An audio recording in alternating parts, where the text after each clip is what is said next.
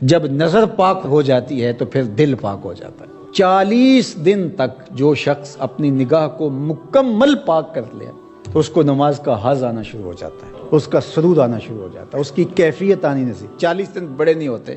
یہ مشق کر کے دیکھنی چاہیے۔ تو اس لیے جب نظر پاک ہوتی ہے تو عبادات میں حظ، لطف اور سرور ملتا ہے۔ نظر پاک ہوتی ہے تو پھر خیال بھی پاکیزہ ہوتے ہیں، نظر پاک ہوتی ہے تو پھر سوچیں بھی مثبت آتی ہیں۔ وَقُلْ لِلْمُؤْمِنَاتِ، اور اے حبیب اہل ایمان عورتوں سے فرمائیے، انہیں حکم دیجئے، یغضضن من ابصارہن، کہ وہ بھی اپنی نظروں کو نیچے رکھیں، اپنی نظروں کی حفاظت کریں۔ مرد تو اپنی نظر کی حفاظت کرے، اور اس کے لیے ایک طرح سے آسان بھی ہے کہ عورت پردہ کرتی ہے تو جو عورت نہیں پردہ کرتی وہاں اس کو کنٹرول کرنا پڑے گا، لیکن مرد کے چہرے پہ پردہ تو نہیں ہوتا، تو عورت تو پھر اپنی نظر کو زیادہ محفوظ رکھنا پڑے گا۔ حضرت ام سلمہ رضی اللہ تعالی عنہا فرماتی ہیں کہ حضرت میمونہ رضی اللہ تعالی عنہا زوجہ رسول موجود تھی میرے ساتھ، یہ دونوں ازواج موجود تھیں کہ حضرت عبداللہ ابن ام مکتوم تشریف لائے اور یہ نابینا تھے، تو انہوں نے پردے کا اہتمام نہیں کیا، تو حضور نے ارشاد فرمایا کہ تم نے پردہ کیوں نہیں کیا، پردہ کرو۔ تو انہوں نے آگے سے کہا حضور یہ تو نابینا ہیں، فرمایا تم نابینا تو نہیں ہو۔ وَيَحْفَظْنَ فُرُوجَهُنَّ، اور اپنی پارسائی کی حفاظت کریں، اپنی آبرو کا پہرا دیں۔ عورت کے لیے بہترین عمل اور بہترین وظیفہ اور بہترین عبادت اپنی آبرو کو بچانا اور آبرو کی حفاظت کرنا ہے۔ وَلَا يُبْدِينَ زِينَتَهُنَّ، اور اپنی زینت کو ظاہر نہ کریں، إِلَّا لِبُعُولَتِهِنَّ، مگر اپنے شوہروں کے لیے۔ یہاں تک ارشاد فرمایا، یہ حدیث رسول ہو تو شاید کوئی جدید مفکر کہہ دے کہ یہ ضعیف ہے، یہ قرآن ہے، سنیے ذرا۔ وَلَا يَضْرِبْنَ بِأَرْجُلِهِنَّ لِيُعْلَمَ مَا يُخْفِينَ مِنْ زِينَتِهِنَّ، عورت اپنے گھر کی 4 دیواری میں اتنے زور سے قدم نہ رکھے کہ اس کے پاؤں میں پڑی ہوئی پازیب کی آواز گلی میں گزرتے ہوئے غیر مرد کے کانوں تک پہنچے۔ یہ قرآن ہے، حالانکہ گلی سے گزرتے ہوئے مرد کو کیا پتا کہ جس کے پاؤں میں پڑے ہوئے پازیب کی چھنکار کی آواز باہر آ رہی ہے وہ بوڑھی خاتون ہے یا 7 سال کی بچی ہے، اسے تو نہیں پتا،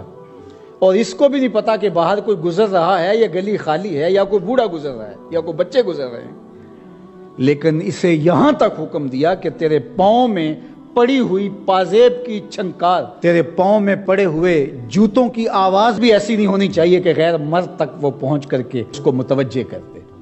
کوئی تیری طرف متوجہ کیوں ہو؟ اس لیے کہ تو شہزادی ہے اسلام کی، تو بیٹی ہے فاطمہ کی، تو بیٹی ہے عائشہ کی، تو مغرب کی ٹینوں نہیں ہے، تو مشرق کی بیٹی ہے۔ یہ پردہ تیرے لیے بوجھ نہیں ہے، یہ پردہ تیری آبرو کا پہرا ہے۔ اللہ کے محبوب نے ارشاد فرمایا کہ جو اپنے 2 جبڑوں کے درمیان یعنی زبان اور 2 ٹانگوں کے درمیان پارسائی کی جگہ ان 2 چیزوں کی مجھے ضمانت دے دے، میں محمد انہیں جنت کی ضمانت دیتا ہوں صلی اللہ علیہ وآلہ وسلم۔ تو فرمایا کہ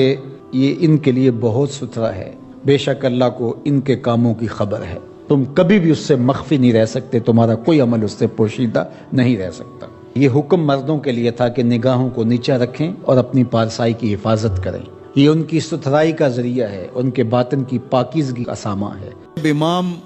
جو ہے وہ خطبہ ختم کر رہا ہو تو لوگ مسجد میں آ رہے ہوتے ہیں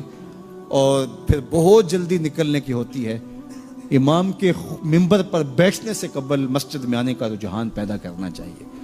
فرمایا گیا کہ جو شخص جمعۃ المبارک میں سب سے پہلے آتا ہے اس کو ایک اونٹ ذبح کرنے کا ثواب نصیب ہوتا ہے، جو اس کے بعد آتا ہے اس کو ایک گائے ذبح کرنے کا، پھر ایک بکری، اور جب امام منبر پہ بیٹھ جاتا ہے پھر رفع الکلام کلمے اٹھا لی جاتی ہے، پھر اس کے بعد عام جو ثواب ہے وہی مرتب ہوتا ہے، وہ جو خاص ثواب ہے اولیت کا وہ پھر اٹھا لیا جاتا ہے۔ اس لیے کوشش کریں، میں سمجھتا ہوں اس میں ہمارے خطباء کا بھی بہت قصور ہے کہ بعض کا ممبر سے کوئی مربوط گفتگو نہیں ملے گی، کوئی منظم کلام نصیب نہیں ہوگا اور کوئی با مقصد بات لوگوں تک نہیں پہنچائی جائے گی تو لوگوں کی دلچسپی نہیں ہوگی، لوگ پھر دیر سے آئیں گے۔ ایک تو یہ بات بھی ہے، لیکن دوسری بات یہ ہے کہ ہمارے ہاں عمومی طور پہ اجتماعی رویہ یہ ہے کہ مسجد میں دیر سے جانے کا فیشن، تو اس فیشن پہ نہ چلے، بلکہ امام اور خطیب کے منبر پر بیٹھنے سے قبل جتنا وقت گزرے گا آ کے بیٹھ کے تلاوت کرتے رہیں، ذکر و فکر میں مشغول رہیں، جتنی دیر آپ کو انتظار کرنا پڑے یہ آپ کے لیے خیر و برکت کا ذریعہ ہے، اور پھر آئیں اور پوری گفتگو سنیں، اور اس گفتگو کا یقیناً نتیجہ آپ کی زندگی میں مرتب ہوگا۔ اور اگر آپ سمجھتے ہیں کہ میں بہت زیادہ مصروف ہوں اور کوئی آپ کو کام ہے تو شریعت نے آپ کو اجازت دی ہے کہ آپ لیٹ بھی آ سکتے ہیں، لیکن اذا نودی للصلاۃ من یوم الجمعۃ فاسعوا الی ذکر اللہ وذروا البیع، وہ حکم دیا گیا جب جمعے کی اذان پکاری جائے تو اس کے بعد پھر آپ کاروبار نہیں کر سکتے، پھر کاروبار کرنا حرام ہو جاتا ہے آپ کے اوپر۔ وذروا البیع، پھر خرید و فروخت چھوڑ دو، پھر تم چل پڑو اللہ کے ذکر کی طرف، پھر تمہارے اوپر لازم ہے کہ تم ذکر کی طرف چل پڑو۔ تو اس لیے اس سہولت سے ہمیں فائدہ حاصل کرنا چاہیے کہ اگر ہم خطبہ پہلا چھوڑتے ہیں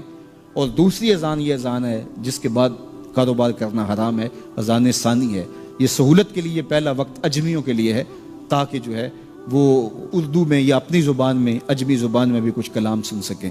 تو اس لیے ہمیں یہ سہولت دی گئی ہے، وہ بہت ضروری کام ہو۔ تو دین سیکھنے کا یہ کتنا خوبصورت موقع ہے،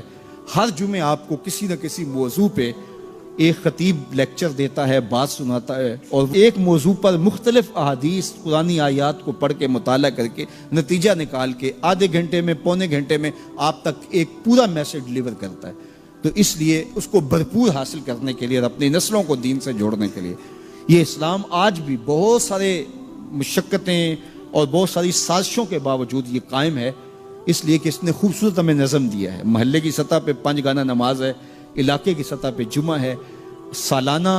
شہر کی سطح پر 2 عید کے اجتماع ہیں، اور عالمی سطح پہ حج کا اجتماع ہے۔ تو یہ ایک نظم ہے جو ہمیں دیا گیا اور یہ ہمیں جوڑے رکھتا ہے اور یہ ہماری وحدت کی علامت ہے۔ اللہ تعالی ہمیں 5 گانا نماز کی توفیق عطا فرمائے